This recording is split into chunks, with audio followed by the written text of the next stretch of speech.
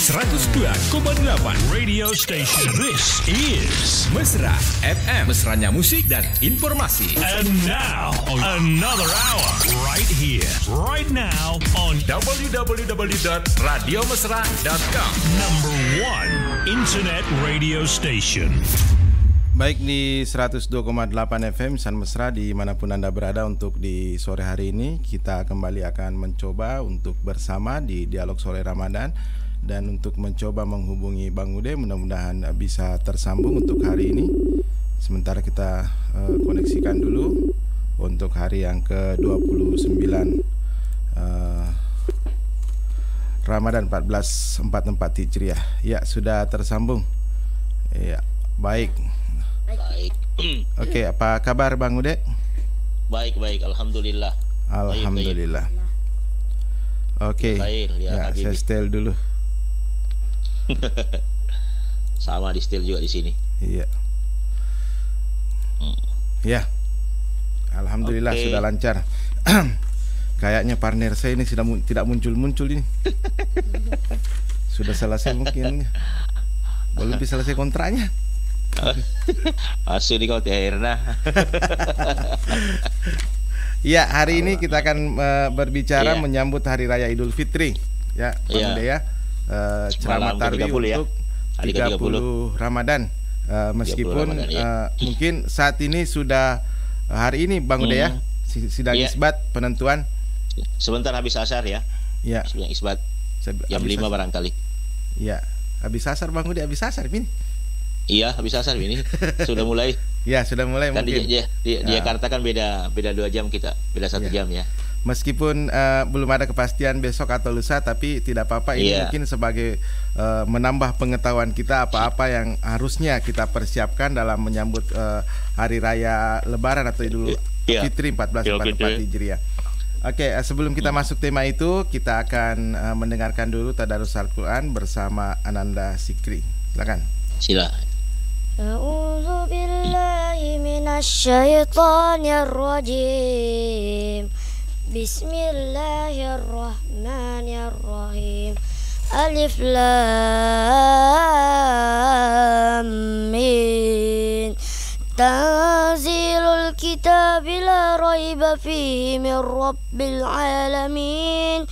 Am yakuluna iftarahu bal huwal haqqu min rabbika litunzira قوما ما أتاهم من نذير من قبلك لعلهم يهتدون الله الذي خلق السماوات والأرض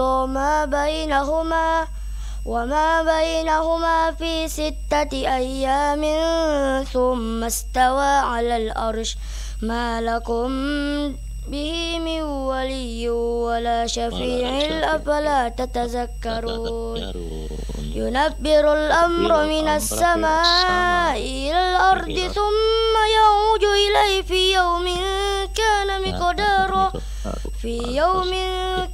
مقداره ألف سنة مما تعدون ذلك عالم الغيب والشهادة العزيز الرحيم الذي أحسن كل شيء خلقه وبدأ خلق الإنسان من طين ثم جعل نسله سلالة من ماء معين ثم سواه ونفخ فيه من نفسه وجعل لكم السمع والأبصار والأفئدة قليلا ما تشكرون صدق الله العظيم. Ya, Sadaqallahul Azim. Muncul ini. Akhirnya muncul juga. Baru muncul. Biasa. Panjang umur Bang Maman ini. Alhamdulillah panjang umur. Alhamdulillah. Sehat-sehat sama-sama Bang Ude juga panjang umur sehat-sehat. Ya, alhamdulillah Bang Ude. Amin. Alhamdulillah. Oke. Jadi tema kita terkait dengan menyambut Hari Raya Idul Fitri. Iya. Mungkin untuk mengawali kita berbicara fadilah dulu. Kalau misalnya pun malam ini kita masih jadi tarwih. Iya. Oke. Baik, insya Allah. Bismillahirrahmanirrahim. Assalamualaikum warahmatullahi wabarakatuh. Waalaikumsalam warahmatullahi wabarakatuh. Alhamdulillah wa syukurillah wa la haula wa la quwata illa billahil aliyil azim. Allahumma shalli ala Muhammad wa ala ali Muhammad. Amma ba'du. Insya Allah kita menuju ke malam yang ke-30 bulan suci Ramadan dengan tema menyambut hari raya Idul Fitri 1444 Hijriah dengan fadilah sebentar malam. Siapa yang beribadah sebentar malam karena iman dan takwa kepada Allah, maka fadilahnya yakni Allah akan berfirman kepadanya, hai hambaku. Jadi kita ini sudah dipanggil oleh Allah sebagai hamba dengan pembuktian mulai malam pertama sampai malam ke-30. Hai hambaku, makanlah, kulu, wasyrabu, makanlah dan minumlah dari buah-buahan sorga, mandilah dari sungai Salsabil, dan minumlah dari telaga Kautsar. Ana rabbuka wa anta abdi, saya adalah Tuhanmu dan engkau adalah hambaku. Jadi ada beberapa nikmat yang luar biasa di sini diberikan kepada mereka yang beribadah sebentar malam. Disuruh, pertama kita disuruh makan buah-buahan dari surga, dan itu dalam riwayat ada buah-buahan dari surga itu pisang contohnya. Pisang itu dalam riwayat dalam surga ada pisang di situ, kita makan itu satu pisang 3 rasa. Itu indah aja itu. Iya. Di surga, ya. Jadi gigitan pertama rasa keju, gigitan kedua rasa coklat, gigitan ketiga rasa stroberi. Itu buah-buahan di surga itu nikmatnya. Sehingga dalam riwayat ada anak muda masuk di surga, kemudian dia makan pisang, tidak ada rasa, ternyata sudah 40 tahun makan pisang terus. Malaikat menegurnya. Saking enaknya itu pisangnya. Apa kata malaikat? Tidakkah kau menikmati yang lain? Kenapa? Pisang ini nikmat. Loh, kau tidak rasa ini sudah 40 tahun kau makan pisang terus. Nikmatilah yang lain. Buah-buahan dalam surganya, ya. Kemudian ketika kita disuruh lagi mandi di sungai Salsabil, itulah kenapa ketika Nabi mengatakan di Madinah tidak ada orang tua masuk surga. Maksudnya inilah. Jadi setiap orang tua masuk surga itu dimandikan di sungai Salsabil, dan ketika mereka naik ke permukaan, mereka menjadi anak muda, umurnya 17 sampai 20 dan 30 tahun. Itu umur ideal di dalam surga manusia. Makanya itu kita hidup kekal di sana ketika kita sudah mandi di sungai Salsabil. Kemudian yang kedua disuruh minum di telaga Kautsar. Itu dalam riwayat juga itu telaga Kautsarnya Rasul sallallahu alaihi wasallam. Jadi ketika kita minum airnya itu tidak akan pernah haus selama-lamanya. Jadi ini kenikmatan yang luar biasa, dan nikmat yang paling tinggi adalah ketika kita bertemu dengan Allah dan Allah berkata kepada kita, ana rabbuka, saya adalah Tuhanmu, wa anta abdi, dan engkau adalah hambaku. Ini yang paling tinggi. Dibanding dari semua itu adalah ketika kita dipanggil oleh Allah sebagai hambanya. Diakui sudah diakui sebagai hamba. Berarti kalau begitu ada juga orang yang tidak diakui kira-kira, Bang Udi, ada enggak? Ada. Dia hanya mengaku hamba Allah, tetapi kenyataannya hamba dunia, hamba harta, hamba jabatan, hamba pangkat. Banyak sekali yang seperti itu. Berarti ini tidak akan dipanggil nantinya ya, karena bukan hamba Allah. Jadi Bang Maman, kenapa itu dengan Bang Dimas Insan Mesra? Kenapakah kita tidak beribadah atau tidak sholat? Lalu kenapa kita dikatakan oleh Nabi adalah kafir? Man taraka sholata muta'ammidan faqad kafara jihara. Meninggalkan sholat 3 kali berturut-turut itu dicap sebagai orang yang kafir. Sementara kalau haji, zakat, puasa, kita tetap orang beriman, kita tetap orang Islam. Dia dianggap kafir, kan? Karena tidak ada perbuatan ibadah yang kita lakukan secara totalitas kecuali kepada sholat. Sholat itu totalitas. Kalau kita berzakat, kita masih bisa berbisnis, masih bisa berdagang. Kita haji, masih bisa makan, masih bisa bersama dengan istri. Kita puasa, masih bisa juga berdagang, masih bisa melaksanakan aktivitas yang lain. Tapi ketika kita sholat, tidak bisa melaksanakan aktivitas yang lain kecuali adalah menghambakan diri kepada Allah Subhanahu wa Ta'ala. Itulah makanya mulai pertama Ramadan kita tarawih sampai 30 Ramadan, maka kita dipanggil oleh Allah sebagai hambaku, ana rabbuka wa anta abdi. Berarti kata-kata mutiaranya sembahyang tapi tidak menghambakan itu salah juga. Sholat tidak menghambakan diri salah juga. Keliru ya. Keliru juga ya. Keliru kalau kita menghambakan diri kepada Allah, lalu pada prakteknya keluar dari itu, lalu kita menghambakan diri kepada harta, budak jabatan ya, budak harta. Iya. Gitu. Berarti ada nggak orang main HP kalau sholat? Nggak ada kan? Nggak ada. Kita fokus. Ada nggak pemain bola main HP? Nggak ada. Dia fokus itu. Fokus ke bola. Dan dia profesional. Paling pikiran yang menerawang kemana-mana. Iya. Iya. Oke, baik Bang Ude.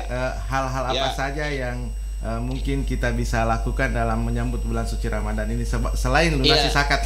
Iya, selain zakat. Selain zakat. Kan gini, sebenarnya menyambut bulan suci Ramadan itu adalah dengan bergembira itu dulu. Gembira, tidak boleh sedih. Ya. Tapi kalau ada pun orang yang sedih, ya sedihnya bukan karena Idul Fitrinya, sedihnya karena ditinggal Ramadan. Ya, sedihnya karena ditinggal Ramadan. Sehingga banyak orang yang menangis ketika sudah Idul Fitri karena dia kaitkan dengan Ramadan.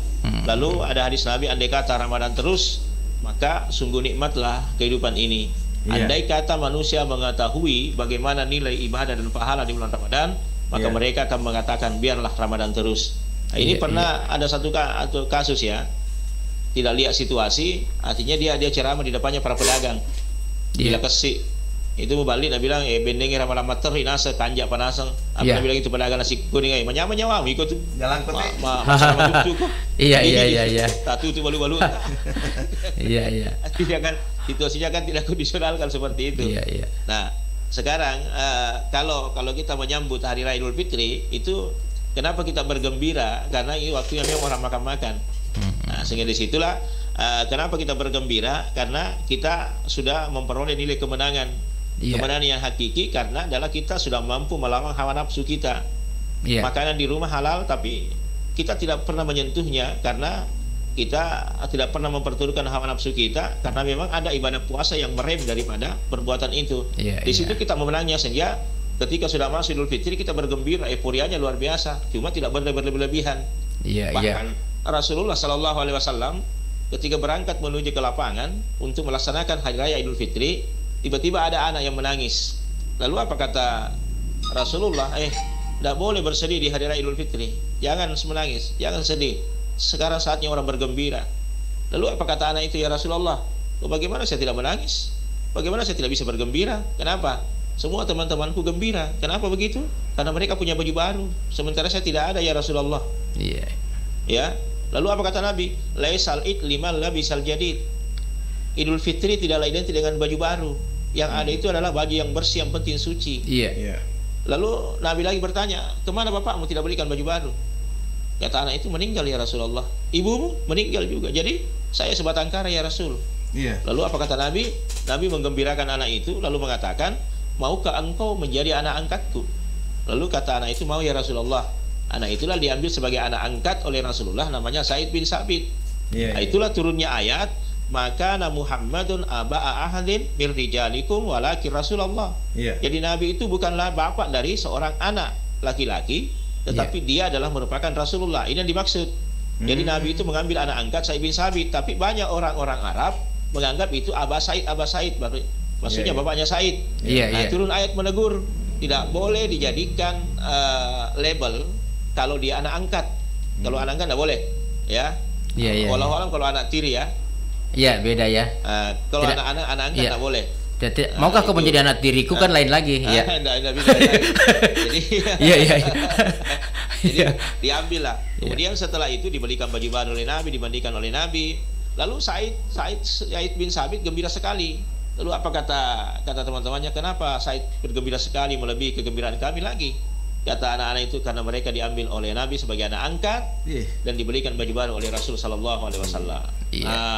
Jadi tugas di sini adalah ada dua. Adalah di hari raya Idul Fitri adalah kita bergembira. Yang kedua kita menggembirakan orang. Kuncinya di situ. Bergembira menggembirakan. Di samping kita bergembira, di samping juga kita menggembirakan orang. Maksudnya ini bahwa ketika kita mendatangi rumah tetangga, maka tidak boleh menampakkan kita wajah sedih. Harus gembira terus. Harus bergembira ya, harus bergembira. Kenapa? Karena memang waktunya orang makan-makan, waktunya orang bersilaturahmi. Makanya itu di kampung kita itu disebut dengan kata lebaran.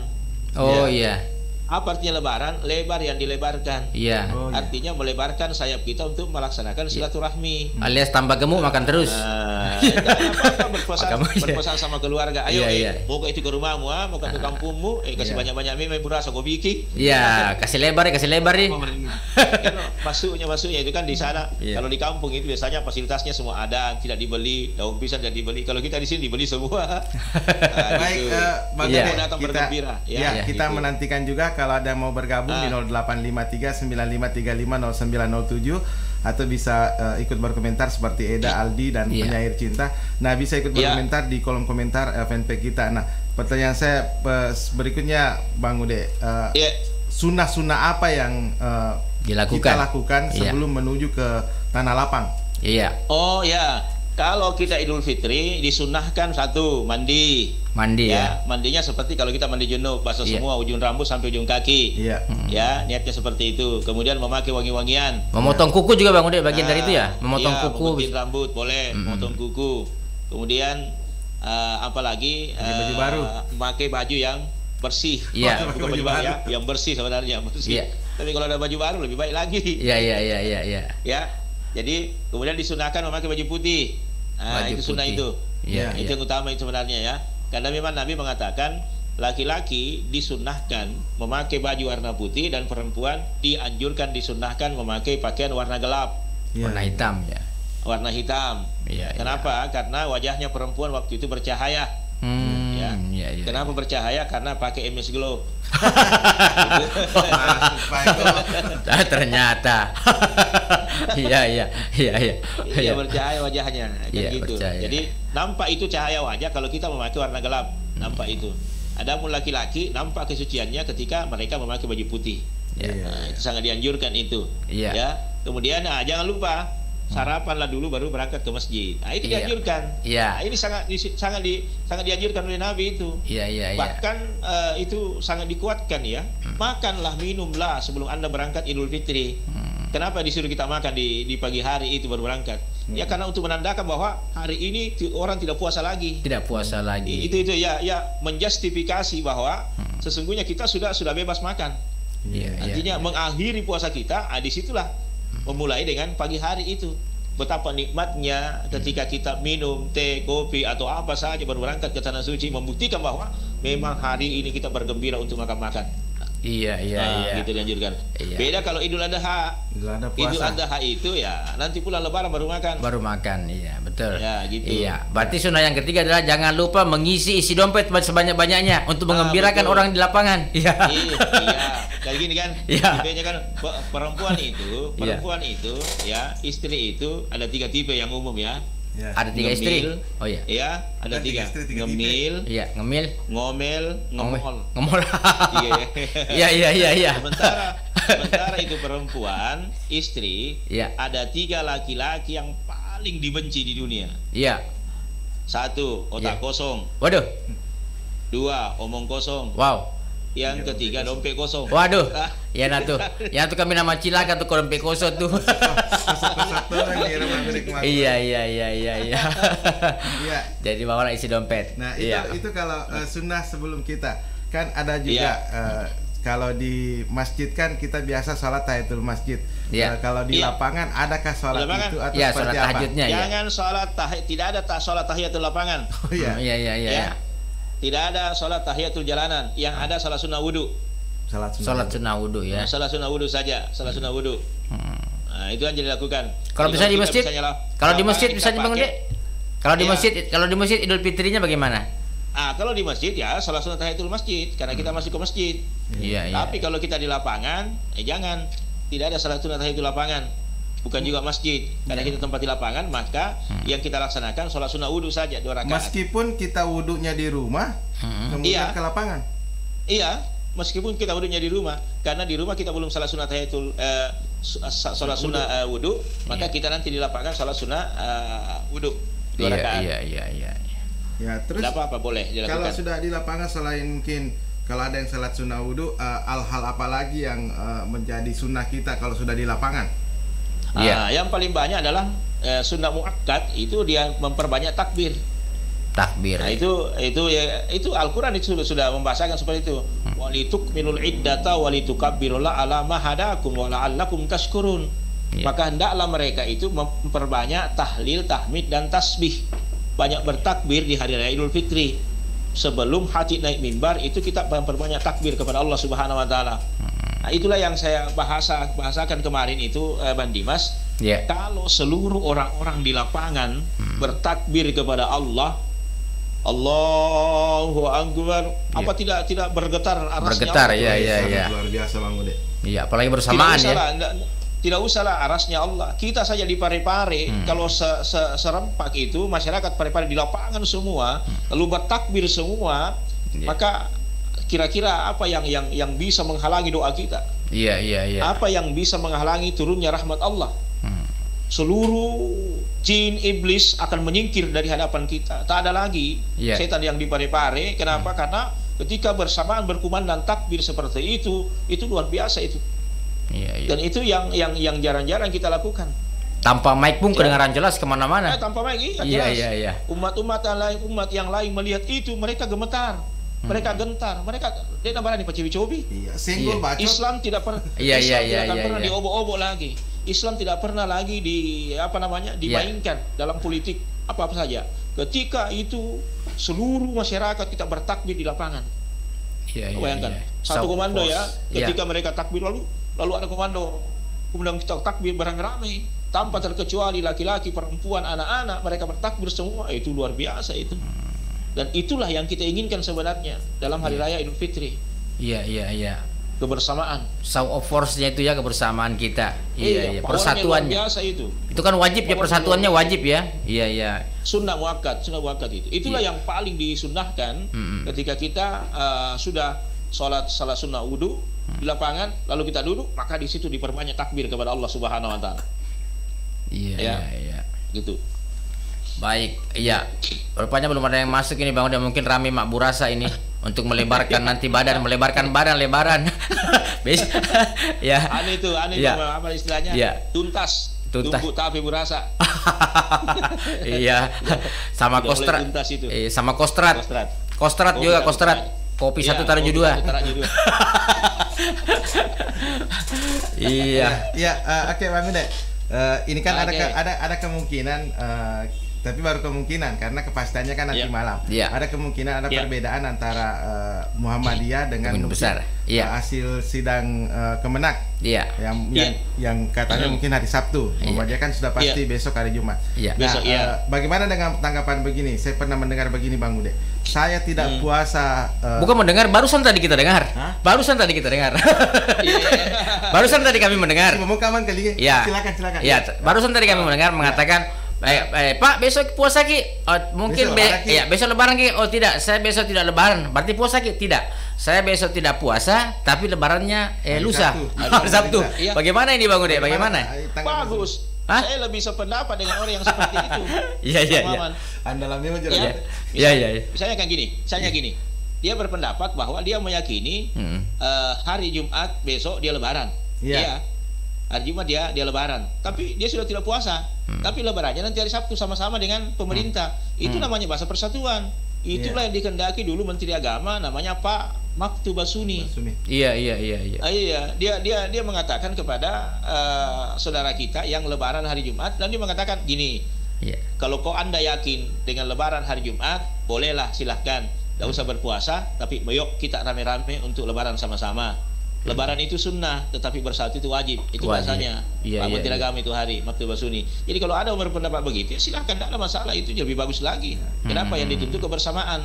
Jangan hanya perbedaan yang muncul lalu kita tidak pernah saling menghargai. Gitu. Tapi artinya tapi ngeratus selesai mau puasa ajam kita pitangi. Iya, itu saja. Artinya bagi yang meyakini lebaran hari Jumat, maka silahkan batalkan puasanya kalau sudah lebaran. Baik. Terima telepon dulu. Halo, assalamualaikum warahmatullahi wabarakatuh. Waalaikumsalam warahmatullahi wabarakatuh. Apa ini namanya Bang Ude yang saya mau tanyakan? Kita satu. Besok saya ini besok rencana lebaran. Jadi apakah kalau lebaran besok dengan lusa Apakah itu tidak apa namanya? Berbeda pendapat? Iya. Apakah dia berbeda pendapat? Iya.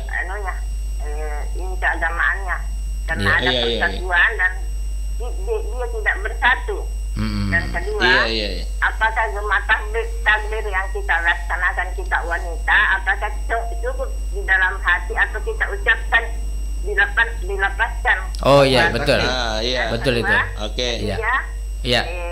Apakah apa maksudnya ini zakat fitrah bisa bisa semacam saya nih seorang Aisyah bisa saya zakat fitrah besok pagi. Besok pagi? Oh, besok pagi? Iya. Tapi yakin ke lebaran besok pagi juga, Bu? Ya. Yakin ke lebaran besok pagi juga?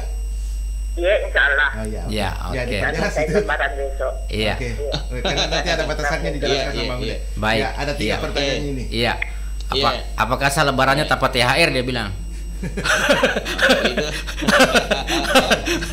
Iya. Gini. Iya. Pertama ya, bahwa zakat fitrah besok pagi masih boleh dilakukan, Ibu, selama khatib belum naik mimbar. Jadi batasnya sampai di situ. Jadi misalnya habis salat subuh mau zakat fitrah, silahkan, masih boleh, masih ada waktu.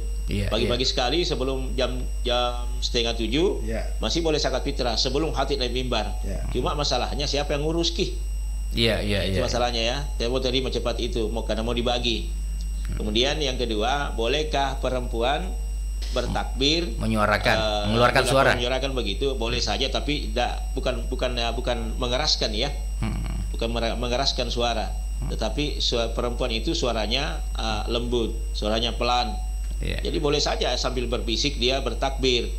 Jangan sampai terlalu keras seperti kerasnya suaranya laki-laki. Komat kamit saja lah, komat kamit. Berbisik saja, Allahu Akbar, begitu, berbisik saja. Yang dengar itu yang di dekat kita boleh, seperti itu. Itu kan bukan dalam hal sholat ya, tapi hanya bertakbir. Itu mengumandangkan takbir itu memang sangat dianjurkan. Kemudian yang ketiga adalah masalah persatuan. Apakah bagaimana ini kalau persatuan dengan lebaran hari Jumat dengan enggak? Perbedaan pendapat ini dihargai, Ibu. Artinya pemerintah tetap memfasilitasi yang seperti itu, menghargai kalau dia, karena memang kita memakai 2 metode dalam meru'yatul hilal atau melihat hilal. Kalau Muhammadiyah, sekali lagi saya jelaskan, Muhammadiyah itu di sini hebatnya, itu pentingnya perbedaan pendapat. Kalau tidak ada terjadi perbedaan pendapat seperti ini, kita mana tahu bahwa ada metode hisab dengan ada metode ru'yatul hilal. Kami juga mubalik tidak bisa menjelaskan itu seandainya tidak terjadi perbedaan pendapat. Tapi karena terjadinya perbedaan pendapat, maka ulama itu memperlihatkan metodenya masing-masing. Bahwa di Kementerian Agama itu juga ada ahli. Di Muhammadiyah juga ada ahlinya. Disebut dalam sidang tarjih Muhammadiyah menetapkan bahwa 1 Syawal itu jatuh pada hari Jumat. Sementara di Muhammadiyah itu ada sidang isbat, dan itu ada beberapa ahli, banyak ahli di sana. Di sana ada MUI. Di sana ada ulama, profesor, doktor yang ahli badan meteorologi misalnya. Ada mengenai masalah perbintangan, ahli bintang. Itu ada semua ahlinya di sana. Tergantung ini. Kalau misalnya dikatakan bahwa Muhammadiyah mengatakan 1 Syawalnya itu di hari Jumat, ya sah-sah saja bagi teman-teman saudara kita di Muhammadiyah, karena memang silantarnya seperti itu. Jadi penetapannya kenapa sehingga terjadi perbedaan begini yang sangat mendasar, karena memang beda metode. Hisab itu menetapkan bahwa 1 derajat itu sudah hilal. Sementara di sidang isbat tidak menentukan 1 derajat, tetapi harus 3 derajat baru dia bisa hilal. Jadi memang tidak bisa ketemu. Seperti itu. Tidak bisa ketemu. Atau dibahasakan begini, ini sebenarnya bukan perbedaan. Hanya ada yang finish duluan, ada yang belum. Bukan perbedaan, ini sama-sama lebaran. Cuma ada yang duluan, ada yang tidak. Sama-sama aja lebaran. Sama-sama aja lebaran. Tidak ada perbedaan. Persamaannya mana? Persamaannya mana? Persamaannya adalah lebarannya. Mau 29, mau 30, sama-sama 1 bulan. Sama-sama 1 bulan. Itu. Yang salah itu kalau pemerintah menetapkan tanggal 31. Iya. Itu. Tapi masih ada pendapat lain, Bang Ude. Apa itu? Katanya di Arab Saudi lebaran, kenapa kita di Indonesia tidak lebaran? Nah, dia mengambil contoh misalnya waktu wukuf. Sama waktunya. Waktu wukuf kan harus sama puasa wukufnya orang Indonesia dengan Arab Saudi. Iya. Bagaimana? Maksudnya kan kita beda 5 jam. Iya. Masa di sana wukuf kita mau. Jadi kalau mau lebaran juga bersama dengan Arab Saudi berarti kita lebaran jam 1 malam. Iya, nggak bisa beda waktu. Saya dengar ada pendapat seperti itu kan. Mak Dio kiku Arab Saudi apa malepet tuh itu ke Arab Saudi? Itulah sangat naif sekali itu Bang Dimas. Kalau mengatakan saya mau ke Arab Saudi, kenapa kau ambil 8 rakaat boleh? Arab Saudi lah 20 rakaat. Iya. Bagaimana caranya itu? Iya, cocok itu cocok. Saya ikut Arab Saudi, tapi 8 rakaat aja. Iya. Arab Saudi kan 20 rakaat. Juga. Istilahnya ini beda waktu. Iya. Wal asri demi masa demi waktu. Berbeda. Keluar ayatnya. Iya. Itu wal asri itu Bang Maman bisa mesra. Itulah yang disebut dengan akhir zaman. Ya, saya itu agak ngeri itu kalau baca itu. Mendengar itu ya. Semenjak saya tahu itu penafsirannya itu dari ulama kita. Ketika dibaca itu wal asri innal insana lafi khusr illal ladzina amanu wa amilus solihati wa tawassaw bil haqq wa tawassaw bis sabr. Jadi wal asri itu maknanya adalah itulah akhir zaman. Kita yang dimaksud di sini akhir zaman itu. Iya. Berinding juga mendengarnya itu Bang. Kemarin apa na pasu kemada dengan rapat terlambaling. Iya, maka ada wal asri. Ada telepon kita terima. Ya, silakan. Kita terima dulu. Assalamualaikum. Waalaikumsalam warahmatullahi wabarakatuh. Oke, Pak Firman silakan. Pak Mamang. Kalau kita artinya mau melihat mana yang benar atau tidak, mungkin semuanya benar. Semuanya benar, masing-masing punya. Semuanya benar, masing-masing punya alasan. Tidak ada perbedaan, sama-sama lebaran. Pak Masab yang selalu kita ikuti juga selalu beda pendapat. Ada yang mengatakan bahwa ini dari Rasulullah, ini juga mengatakan ini dari Rasulullah. Katanya cuma ada yang terputus. Nah kemudian marilah kita pakai metodenya, metodenya Pak Baja sama ingat tahun 2000-an Pak Baja metodenya. Setelah orang artinya lebaran pada hari itu dia masih teruskan puasanya. Tapi setelah tahu bahwa ini lebaran, maka langsung batalkan puasanya. Batalkan puasanya, bisa dilanjutkan besoknya dia lebaran, atau bisa dia masih bisa mengambil langkah bahwa lebaran pada hari itu juga. Kapan terjadi Mesir Raya juga lebaran, orang lebaran juga Mesir Raya. Nah kemudian, tapi dia bilang dulu Pak Baja, kalau ini kenapa kita lebaran secara Saudi, maka kita langsung artinya buka puasa juga, artinya sama-sama. Jadi batalkan puasanya. Jadi baru kita lebaran besoknya boleh. Iya. Kalau kita mau rujuk seperti itu, karena kita artinya mengikuti kalau beda 5 jam Pak Ustaz. Maka apa beda kalau 5 jam? Jakarta 4 jam. Jakarta 4 jam. Nah kita duluan Pak Ustaz. Artinya pare-pare sudah lebaran pagi, Arab Saudi nanti tengah hari. Iya. Jadi duluan Indonesia. Jadi begini Bapaknya Firman. Ini bukan perbedaan, hanya beda waktu. Iya. Cara melihatnya berbeda. Tidak ada yang berbeda di Islam. Artinya kita. Beda waktu saja. Artinya masyarakat ya seperti kurang mengerti namanya, tapi bisa artinya menyampaikan sesuatu yang mana yang benar atau tidak. Kita artinya mengambil langkah saja bahwa asalnya Islam dari mana, asalnya dari Arab Saudi, baru turun ke Indonesia. Jadi apa yang dilakukan oleh Arab Saudi, kita bisa lakukan juga seperti ini. Itulah saya sampaikan Pak Ustaz. Oke, makasih. Baik. Oke, makasih. Satu lagi pesan bijak bahwa ini bukan perbedaan, hanya beda waktu kita ya. Waktu saja masalahnya ya. Tidak usahlah kita dengan Arab Saudi ya. Kita saja di wilayah Indonesia ada namanya Indonesia bagian tengah, berbeda-beda. Bagian barat itu beda berapa jam. Kalau lebih duluan sebenarnya adalah Papua. Papua kan lebih duluan dia. Kemudian baru yang namanya barat. Sumatera bagian barat. Itu hanya beda-beda 1 jam. Jadi kita di sini sudah jam 5 ya di Jakarta masih jam 4 gitu. Nah, itu kan bukan perbedaan. Di Papua Kalau di Papua itu sudah jam 6. Siap untuk berbuka puasa.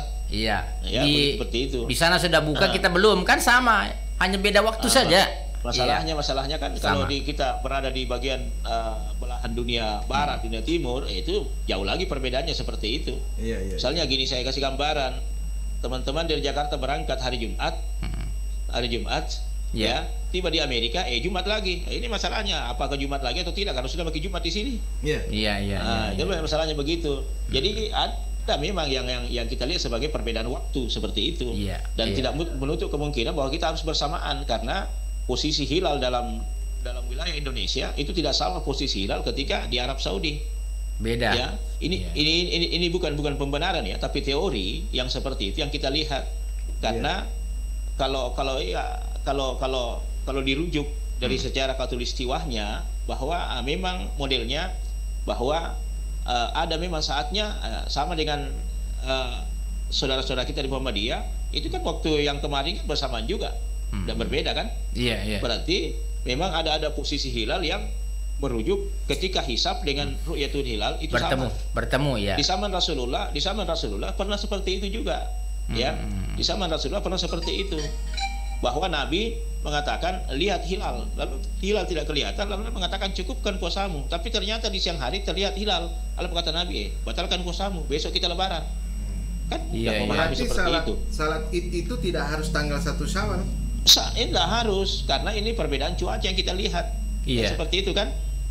Teknologi belum sampai kepada Nabi, sehingga dia harus melihat secara mata telanjang. Sekarang teknologi sudah canggih. Itulah alasannya kenapa Muhammadiyah lebih cepat, karena dia lebih memakai metode hisab, perhitungan. Jadi 1 tahun sebelumnya itu sudah bisa ditentukan. Tapi kalau memakai ru'yatul hilal, maka tidak. Nanti akhir bulan baru bisa ditentukan. Gitu. Dua-duanya bisa dipegang. Dua-duanya bisa dipegang. Karena dua-duanya boleh dipegang. Semuanya boleh kita pakai, dan selama itu adalah untuk kemaslahatan daripada umat, tidak ada masalah. Adapun mengenai bahkan kita mengatakan bahwa itu Islam dari Arab Saudi, tidak ada masalah itu. Dan itu kenapa diturunkan di Arab Saudi? Karena memang tak ada umat, tak ada masyarakat yang lebih becat waktu itu, jahiliyah adalah Arab Saudi. Disitulah ada nilai kecemburuan dari sejarah ya, dari sejarah. Disitulah adalah kecemburuan oleh kaumnya Nabi Isa alaihissalam, umatnya. Lalu dia berkata, Nabi Isa mengatakan, itu kita runtut dari sejarah dulu supaya kita tidak salah menafsirkan ini apa-apa ya. Ketika Nabi Isa mengatakan kepada kaumnya bahwa ada nabi sebagai penutup dari nabi, khatamun nabiin. Akan datang nabi lebih baik lagi akhlaknya daripada saya, lebih mulia lagi daripada saya. Siapa itu? Ahmad, kata Nabi Isa. Dalam Injil dikatakan mimba di ismu Ahmad, akan datang satu nabi yang bernama Ahmad. Lalu dia mengatakan, apakah itu kaum Bani Israel? Bukan. Di situ dia marah. Akhirnya mereka tidak percaya kepada Rasulullah Muhammad SAW karena sifat kecemburuannya kepada orang-orang Yahudi, kepada masyarakat Arab. Kenapa harus di Arab? Kenapa bukan dari Bani Israel? Lalu kenapa Allah menunjuk Arab? Karena masyarakat di situ itu dianggap sangat jahiliyah dan sangat terkebelakang, sehingga diutusnya Nabi di situ adalah dalam rangka memperbaiki tatanan masyarakat dunia. Itu merujuk ke Arab Saudi. Jadi Islam itu bukan hanya di Arab. Islam itu sudah ada di Bani Israel. Itu harusnya dipahami dulu. Dari mulai pertama Nabi Adam itu sudah Islam loh. Itu agama Hanif. Nabi Ibrahim agama Hanif, mengesahkan Allah. Cuma penyempurnaan Islam ada di zaman Rasulullah SAW. Dan itu dibuktikan ketika turunnya surah Al-Maidah, Al-yawma akmaltu lakum dinakum wa atmamtu alaikum wa raditu lakumul Islam madina. Aku sempurnakan agama ini. Jadi penyempurnaan agama itu dibawa oleh Rasulullah SAW, sehingga cara berpikir kita bahwa Islam itu dari Arab. Padahal mulai Nabi pertama sampai Nabi Muhammad itu adalah Islam yang dibawa. Cuma sempurnanya adalah di tanah Arab. Gitu. Coba bahasa politiknya Nabi Muhammad dan Nabi yang paripurna. Itu tadi kaitannya dengan wal asri, karena itu khatamun nabiyyin. Jadi ketika Allah mengutus Nabi Muhammad sebagai nabi yang terakhir, berarti itulah nabi terakhir, itulah penutup nabi, berarti itulah akhir zaman. Jadi akhir zaman ini kita sudah berada di akhir zaman ini. Sebenarnya begitu. Dan akan lahir manusia terakhir yang tidak dia sendiri tidak tahu dirinya kalau dia manusia terakhir. Iya. Iya. Oh, pantasan orang tua saya berpesan kalau ada rumahmu nanti tolong tulis wal asri di depan rumahmu, tembok depan rumahmu, tulis wal asri di situ. Oh, maksudnya itu berarti. Iya. Kan gini, harus mengingat kalau ya. Kita bahasakan kita harus merujuk Arab Saudi semua, tidak mutlak juga. Iya. Tidak mutlak juga harus begitu. Lalu kalau kita merujuk ke Arab Saudi semua, bahwa pakaiannya orang Arab harus pakai jubah, enggak. Sebab orang kafir juga pakai baju begitu. Mas sorban itu majilbab itu. Mas sorban itu. Iya. Dan memang pakaiannya orang Arab. Tapi apa dia Islam atau tidak? Enggak. Coba lihat, ketika orang di tanah suci melaksanakan ibadah umrah, ibadah haji, banyak enggak yang kehilangan? Apakah mereka Islam semua? Enggak. Mereka juga banyak yang mencuri. Yang seperti itu. Mereka juga banyak berbuat maksiat. Tetapi itulah maksudnya bahwa lebih mudah dipahami itu bahasanya ketika Allah menurunkan yang namanya Al-Quran di situ. Padahal sesungguhnya kan Allah juga menurunkan 4 kitab, dikasih Sabur, dikasih Taurat, dikasih Injil, dikasih Al-Quran, kan sama. Belum suhuf. Gitu. Iya. Ya. Baik. Silakan melapor selanjutnya. Silakan. Halo, assalamualaikum warahmatullahi wabarakatuh. Waalaikumsalam warahmatullahi wabarakatuh. Iya. Bukan perbedaan, hanya timingnya yang tidak sama. Iya. Bukan perbedaan. Iya. Halo, langsung saja ya.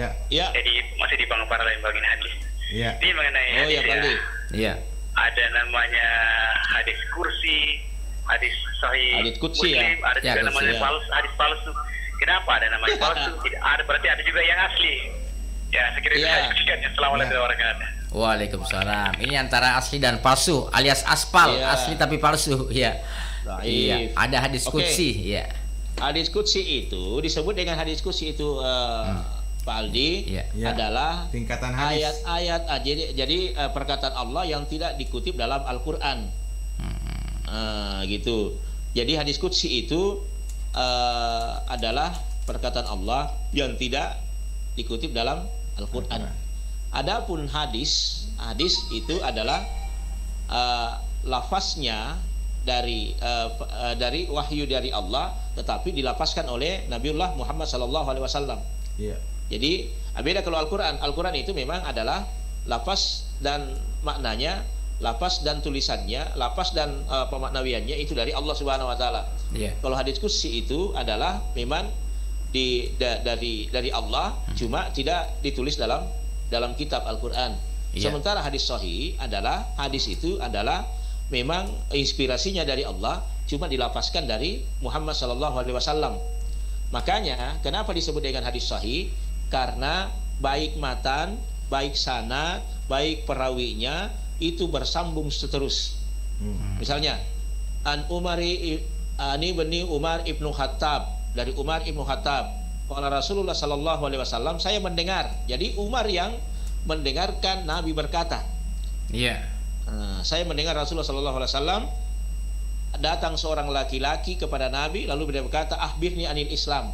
Berarti sampai dari Umar sahabat itu cuma satu yang mendengarkan, lalu disampaikan, itu disebut dengan hadis sahih. Berarti ada juga bukunya di Bang Dea. Ada bukunya di Bang Dea. Kumpulan hadis ada ya bukunya ya. Ada. Namanya Bukhari Muslim.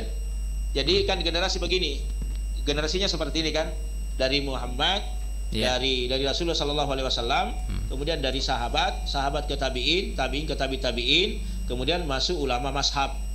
Sesudah ulama mazhab barulah ulama hadis. Itulah Bukhari Muslim yang berjasa mengumpulkan seluruh hadis sahih, membukukan, mempilah-pilah ini hadis sahih, ini bukan.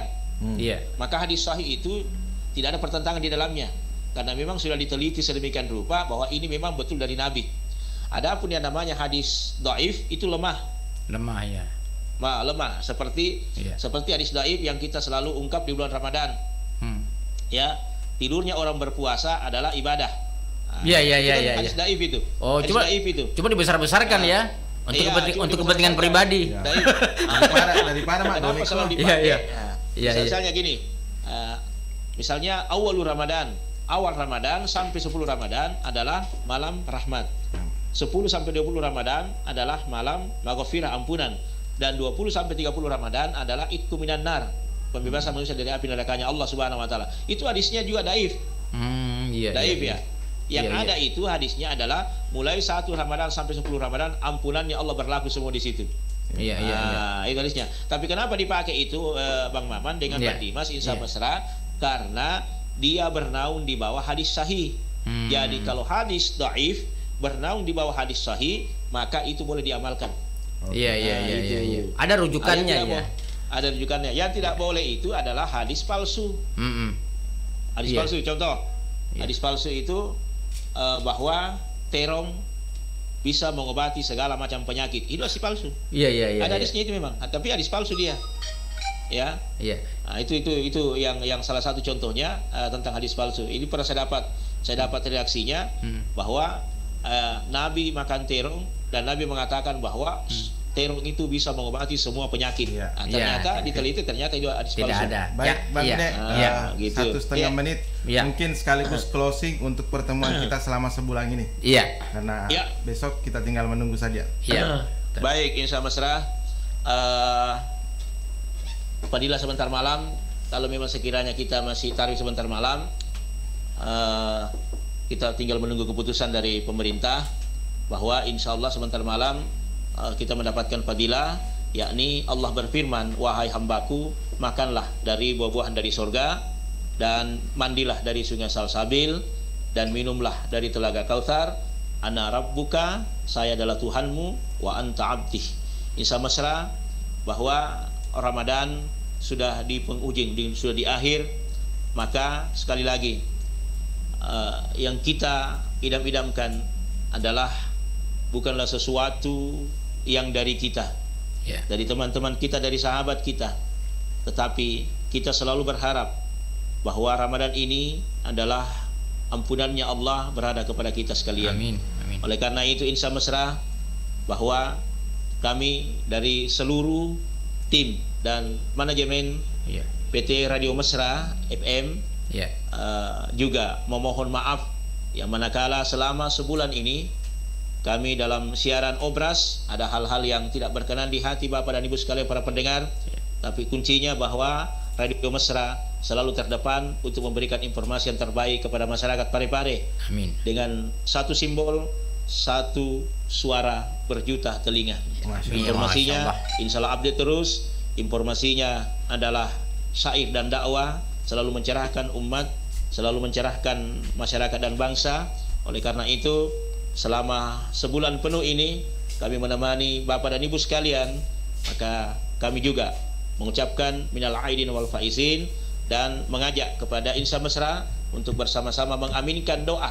Semoga ke depan Radio Mesra insya Allah selalu terdepan, selalu di hati masyarakat. Amin. Bahkan selalu dinanti-nanti siarannya dan beritanya. Amin ya rabbal alamin.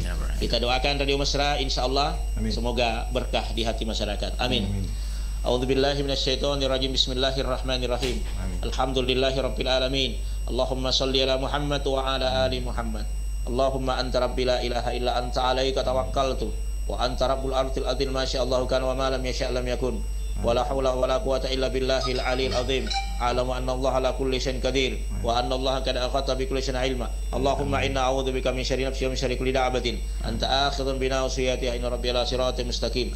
Allahumma rabbana hab lana min azwajina wa dhurriyyatina qurrata a'yun waj'alna lil muttaqina imama. Allahumma rabbana atina fid dunya hasanah wa fil akhirati hasanah wa qina adzabannar. Wa sallallahu alaihi walhamdulillahi rabbil alamin. Amin amin amin ya rabbal alamin. Demikian bila cukup hidayah. Assalamualaikum warahmatullahi wabarakatuh. Waalaikumsalam warahmatullahi wabarakatuh. Terima kasih Bang Ude. Terima kasih Bang Ude untuk 1 bulan bersama kita untuk hari ini. Ya, kami juga mohon maaf ini Bang Ude. Mohon maaf juga kalau ada hal-hal.